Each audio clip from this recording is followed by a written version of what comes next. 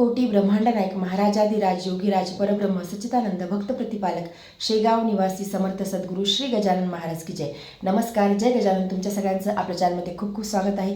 25 जुलैला आषाढी एकादशी आहे आणि आषाढी एकादशीपासून चातुर्मासाची सुरुवात होते. 25 तारखेला आहे आषाढी एकादशी आणि आषाढी एकादशीपासून चातुर्मासाची सुरुवात होणार आहे. आषाढी एकादशीला देवशयनी एकादशी देखील म्हणतात. या दिवशी भगवान श्रीहरी विष्णू हे योग निद्रेमध्ये जातात आणि पृथ्वीचा संपूर्ण कारभार हा महादेवांकडे जातो किंवा त्यांच्या संपूर्ण परिवाराकडे जातो. अगोदर येतो श्रावण महिना, त्यानंतर भाद्रपद, त्यानंतर अश्विन आणि त्यानंतर कार्तिक महिना. कार्तिकमध्ये देव उठणे एकादशी असते आणि त्या दिवसापासून चातुर्मासाची समाप्ती होते. तर या संपूर्ण काळाला चातुर्मास म्हणतात आणि या काळामध्ये जे काही आपले सणवार आहेत ते येतात.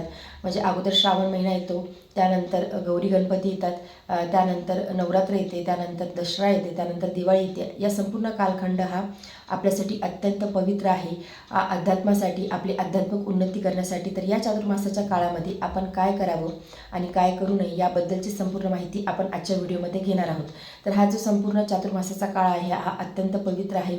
या पवित्र दिवसांमध्ये आपण काही गोष्टी जर का नियम पालन केलं, काही गोष्टी आपण आपल्या स्वतःला डिसिप्लिन जर का लावून घेतलं तर नक्कीच आपली आध्यात्मिक उन्नती होणार आहे. या चातुर्मासाच्या काळामध्ये आपण काय काय गोष्टी करू शकतो.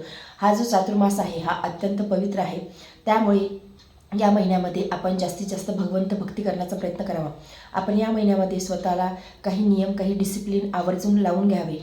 जसं की सकाळी लवकर उठण्याचा प्रयत्न करायचा आहे. अगदी ब्रह्ममुहूर्तावरती जरी समजा उठणं नाही झालं तर सूर्योदय व्हायच्या आत तर आपण आपलं अंथरूण, आपलं जे काही बेड आहे ते नक्कीच सोडावं. छान शुचिर्भूत होऊन आपलं स्नान वगैरे आवरल्याच्या नंतर आपण देवपूजा करावी. देवपूजा केल्याच्यानंतर एक नियम तुम्ही लावून घ्या की तुम्हाला काय वाचायचं आहे. म्हणजे चातुर्मास संपूर्ण हा भगवान श्रीहरी विष्णू यांना समर्पित असतो. मग भगवान श्रीहरी विष्णूंची सेवा असेल किंवा जे काही महिने येतात, समजा श्रावण आहे, भाद्रपद आहे, अश्विन आहे किंवा कार्तिक आहे, त्या महिन्यानुसार आपण त्या देवदेवतांचं देखील आपण स्तोत्राचं वाचन करू शकतो. आपण रामरक्षाचं वाचन करू शकतो, नारायण कवच वाचू शकतो, त्यानंतर विष्णू सहस्त्रनाम वाचू शकतो, श्री गजानन महाराजांची बावनीचं आपण वाचन करू शकतो, स्तोत्राचं वाचन करू शकतो किंवा अनेक ग्रंथ जे आहेत जे तुम्हाला वाचायचे असतील, समजा भागवताचं देखील वाचन केले जाते चातुर्मासाच्या काळामध्ये. त्यानंतर रामायण आहे त्याचं देखील वाचन केले जाते. किंवा समजा आता हे ग्रंथ तुमच्या जवळ अवेलेबल नसतील किंवा तुम्हाला फक्त श्री गजानन महाराजांची भक्ती सेवा उपासना करायची असेल तर तुम्ही श्री गजानन विजय ग्रंथाच्या पारायणाला देखील सुरुवात करू शकता. संकल्प घेऊन किंवा संकल्प न घेता देखील तुम्ही या सगळ्या गोष्टी करू शकता. आवर्जून काही गोष्टी आपण नित्यनेमाने पाळायच्या आहेत. जसं की रोज आपण संध्याकाळी तुळशीच्या जवळ दिवा लावायचा आहे, आपल्या देवघरामध्ये दिवा लावायचा आहे. आता अनेकांकडे अशी पद्धत असते की रोज सायंकाळच्या वेळी आपण लक्ष्मी घरात येण्याची जी वेळ म्हणतो त्यावेळी दिवा लावला जातो. माझा देवघरातला दिवा हा अखंडपणे चालूच असतो आणि सायंकाळच्या वेळी मी आवर्जून तुळशीजवळ दिवा लावतेच. तर प्रत्येकाने हा एक छोटासा नियम तरी फॉलो करावा की रोज तुळशीजवळ दिवा लावावा. त्यानंतर आंघोळीच्या पाण्यामध्ये आवळ्याचं स्नान करण्याला खूप महत्त्व आहे. ज्याला आवळा स्नान म्हणतात. तर आंघोळीच्या पाण्यामध्ये थोडासा 1 चमचाभर आवळ्याचा रस टाकून स्नान करायचं आहे रोज, म्हणजे 4 महिने. कारण की याने गंगा स्नान केल्याचं पुण्य प्राप्त होते असं आपल्या शास्त्रामध्ये सांगितलं आहे. त्यामुळे हे देखील तुम्ही करू शकता. किंवा ज्यांच्याकडे अजून तुळशीचं रोप लावलेलं नसेल त्यांनी आवर्जून आषाढी एकादशीला किंवा या चातुर्मासाच्या काळामध्ये तुळशीचं रोप लावण्याचा प्रयत्न करावा.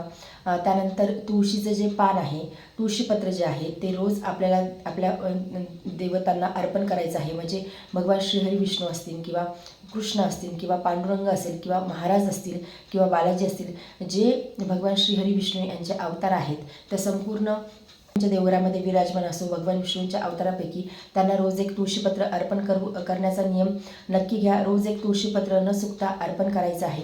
त्यानंतर तुम्ही कुठल्याही एका स्तोत्राचं तुम्ही वाचन करू शकता. जसं मी अगोदर सांगितलं की रामरक्षा आहे, विष्णू सहस्त्रनाम आहे, त्यासोबतच हरिपाठ आहे. हरिपाठ देखील तुम्ही घेऊ शकता सायंकाळच्या वेळी. म्हणजे आपण जी काही आपली सेवा करू, भक्ती करू, या सगळ्या गोष्टीने आपली आध्यात्मिक उन्नती होणार आहे. बावन्नीचंच तुम्ही वाचन करू शकता, श्री गजानन महाराजांच्या स्तोत्राचं तुम्ही वाचन करू शकता. ह्या गोष्टी आपण चातुर्मासाच्या काळामध्ये नक्कीच करू शकतो. आता चातुर्मासाच्या काळामध्ये काय करू नये.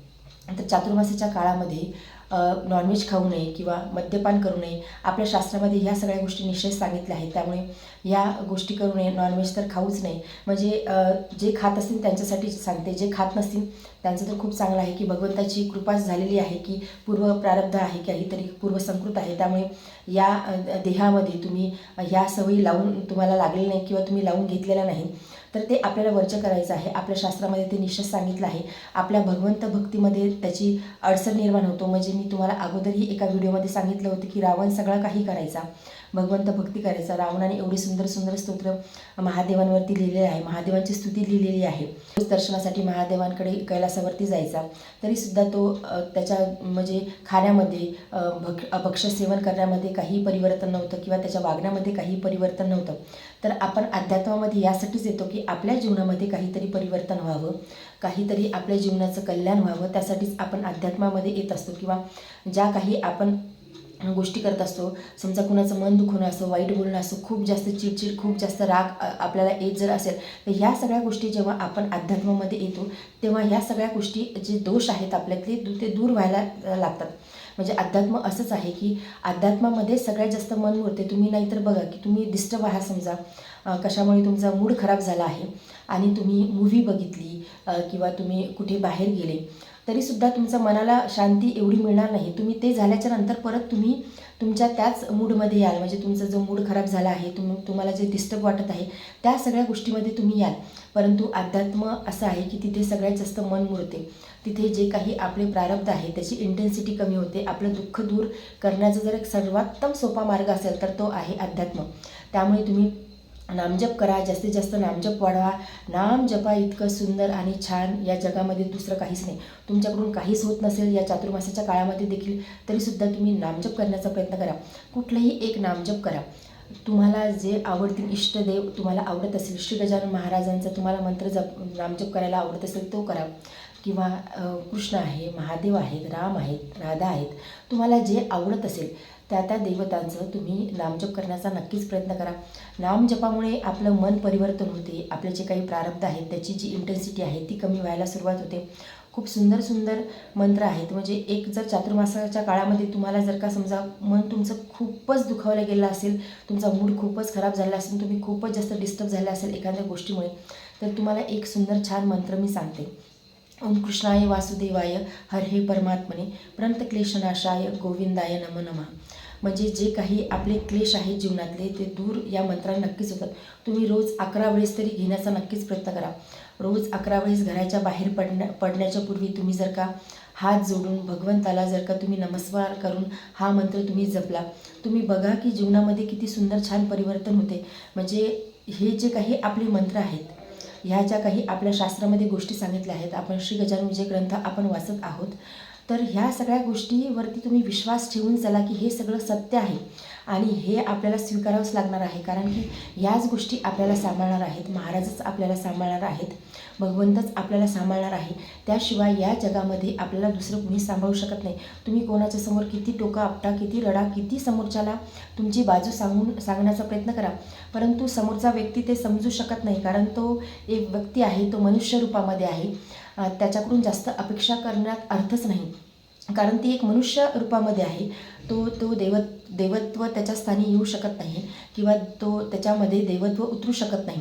आपल्या गोष्टी जर का सांगायच्या असतील तर मी तुम्हाला अगोदर पहिल्यापासून ते सांगते की जगाला सांगूच नका. तुम्ही महाराजांना सांगा, तुम्ही भगवंताला सांगा, तुम्ही देवाच्या समोर रडा, बोला, त्यांचा नामजप करा, त्यांची आरती करा. बघा किती मनाला समाधान वाटते. जे काही डोक्यातले जे विचार आहेत, ज्या विचारांनी डोकं असं जड पडलं आहे किंवा डोक्यामध्ये खूप जास्त विचार येत आहेत, तर ते विचार कंट्रोल होऊ शकतात फक्त नामजपामुळे.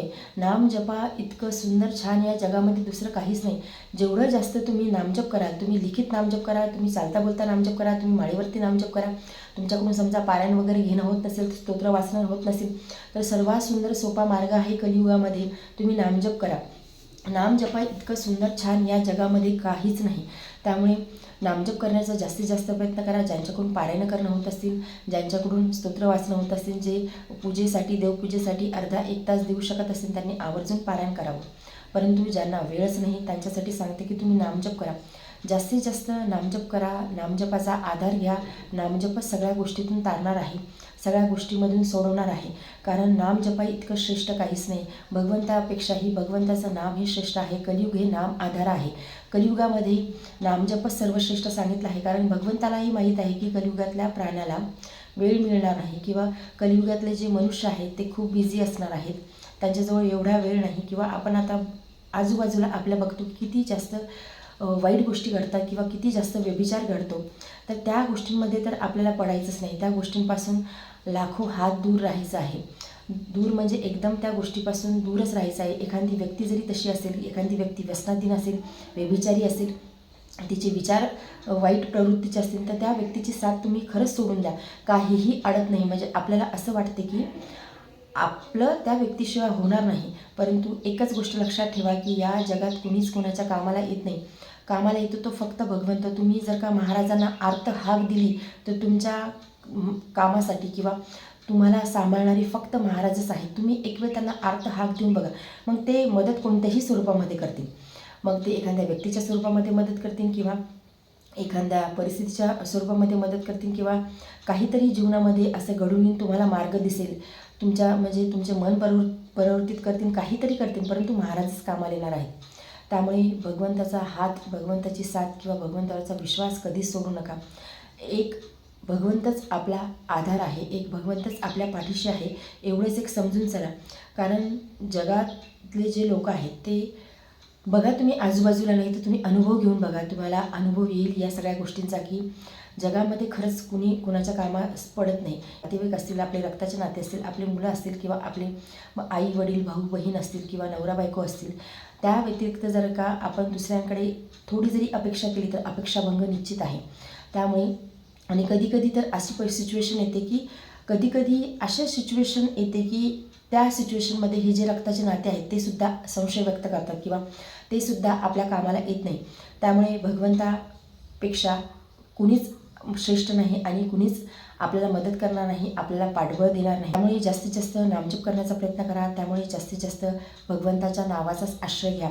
या चातुर्मासाच्या काळामध्ये तरी एक कुठला तरी संकल्प घ्या आणि तो पूर्णत्वास नेण्याचा प्रयत्न करा. तर आजच्या व्हिडिओमध्ये एवढेच. व्हिडिओ जर तुम्हाला आवडला असेल तर व्हिडिओ लाईक करा. चॅनलवरती नवीन असेल तर चॅनलला सबस्क्राईब करा. जय गजानन. धन्यवाद.